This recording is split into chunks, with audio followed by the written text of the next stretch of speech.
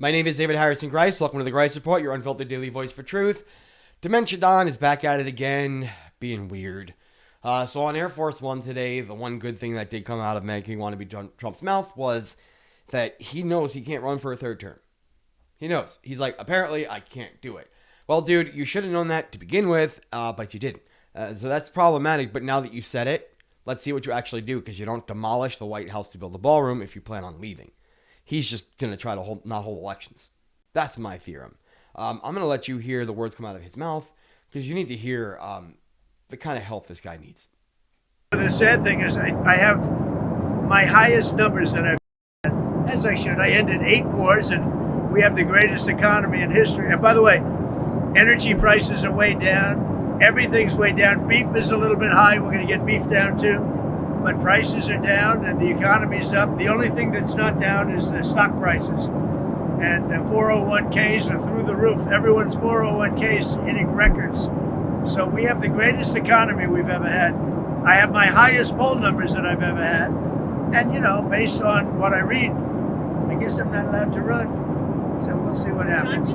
It's a very interesting thing. I have the best numbers for any president in many years, any president. And I would say that if you read it, it's pretty clear. I'm not allowed to run. It's too bad. I missed it. But we have a lot of great people. So that, combined with the South Girder tweet from this morning on Truth Social, whatever he posted it on, he needs another MRI. He needs to go back to Walter Reed, because Dementia Don's got too much going on to be president right now. Not that Vance will be any better. In fact, I think Vance might be a little more dangerous, based upon the things that he's been out there saying lately. So if you like what you're hearing tonight, please remember to like, subscribe, and down here we have an email address. That's thegricereport@gmail.com. Again, that's thegricereport@gmail.com. Please send us any tips, leads, story requests. We're always happy to engage with our viewership. Most importantly, you make this show what it is. You watching, you engaging, you helping get the word out. You like these videos? Share them with your friends. Get the news out there, because people deserve to know the truth about what's going on, and the mainstream media is not going to tell you everything. So let's continue with the show. This really upset me when I heard it just a little while ago. Remember how we were celebrating yesterday how Gestapo Greg Bavino was going to have to do nightly check-ins every night, 6 p.m. with Judge Sarah Ellis until the temporary injunction hearing on the 5th? Well, the DOJ already got a stay. So they asked for a stay immediately after the hearing initially, and they got denied. She was like, well, if you want me to do that, that means I'm going to have to move the injunction hearing and all the rest of this stuff, and the TRO will last even longer. And they were like, all right, never mind. And then today they put in another request, and yes, they somehow got it turned around that Gestapo Greg Bavino does not need to be held accountable except from the depositions that he's going to be facing and on the temporary injunction hearing. Judge Sarah Ellis, I implore you, please, the people are counting on you to see this one through. Do not back down. We are behind you, and the people will protect you and protect the judges. Something I want to close on tonight. The ICE Gestapo, they are really amping up operations against U.S. citizens. And they're really coming out in force against the people. So I've seen videos today posted by the Midas Touch Network where a mother who was a U.S. citizen was kidnapped, abducted because she couldn't remember her social security number fast enough. And the video was taken by her child that was in the car screaming, oh my God, mommy, please stop, you're hurting her. It's heartbreaking and heart-wrenching to hear. But this is what they're doing. And now that we've seen what that actually looks like from all these videos that are circulating about it, I want to show you what happened today in an unlikely place, Durango, Colorado. So I know I haven't really touched a lot upon Colorado recently, but Durango, Colorado, there was a big incident there just overnight. So a father and 2 kids were abducted by the ICE Gestapo on their way to school. 11-year-old girl, 14-year-old boy, and the family. The community obviously knows these folks and got really, really upset, right? As anybody should.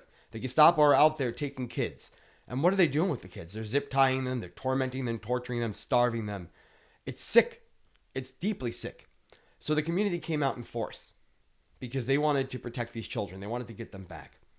And now you'll see what happens when a peaceful protester, a woman, is out there saying, I thought you were Christians. Where is your heart? Well, what is going on here? Like, you're not good people. This kind of thing. And then they grab her phone. So just watch. In Durango, where a protest over immigration enforcement took a turn early this morning. An officer and a protester became engaged in a conflict, with several officers taking down a woman demonstrating against yesterday's arrests of 2 children. You won't even show your face? You won't even... Take my... Francie Stodgy says she touched that officer who she says snatched her camera. She says she was pulled down by her hair and that several agents became involved in that takedown. Stodgy says she wished she hadn't touched the officer, but doesn't regret her protest. I would want 100 people that I don't know to show up for me and my children if this happened to me. And that's why I was there at 5 this morning and being tossed around at 6. So that incident happened early this morning outside the ICE detention facility in Durango. Protesters say ICE agents also used pepper spray and rubber bullets on them. The activists say that a father and 2 children were stopped near their home yesterday and taken into ICE custody. ICE tells us they are working to provide us with a response. She clearly was just out there trying to voice her freedom of speech. Yeah, the camera was close to the guy, but that doesn't give him a reason to touch her. He grabbed her phone to goad her into a response because he knew that she would respond. It was like 6 o'clock in the morning and everybody's tired and it's cold and nobody wants to be out there because nobody wants the Gestapo on their streets. So she's out there just doing what the rest of us do. She gets beaten for it. And then when the cops show up to give her medical support, they didn't even file a report. Like, she didn't do anything. The ICE Gestapo beat her, and he's anonymous because he's wearing a face mask, and now he gets away with beating a woman. And that's what they're doing. And then Kat Abugazela, who I've mentioned before, she is a congressional candidate for Illinois. She was the woman who was beaten up outside of the Broadview Processing Center, or should I say the Broadview Armory, because really it's an Empire Armory now. It's not even just a concentration camp. They're building forces there for invasion. She was beaten, and now they're hitting her with a lawsuit. They're filing charges against her, criminal charges at that. So we're going to see how that plays out. But the charges on the indictment read that she was trying to forcibly impede operations. Protesting is impeding operations. Well, then maybe you shouldn't be doing things that would require people to stop protesting. We have the right to protest. You don't have the right to grab people. ICE is a domestic terror organization. Kristi Noem, Stephen Miller, Greg Bavino, the rest of you animals, you're all terrorists. The American people know it to be true, and they're out there saying it every day. ICE is a domestic terror organization, and you will go down at trial. Every single one of you will be found out and locked up for your crimes against humanity when we win. And Mike Johnson, every day you're out there lying. You're being angry, Mike.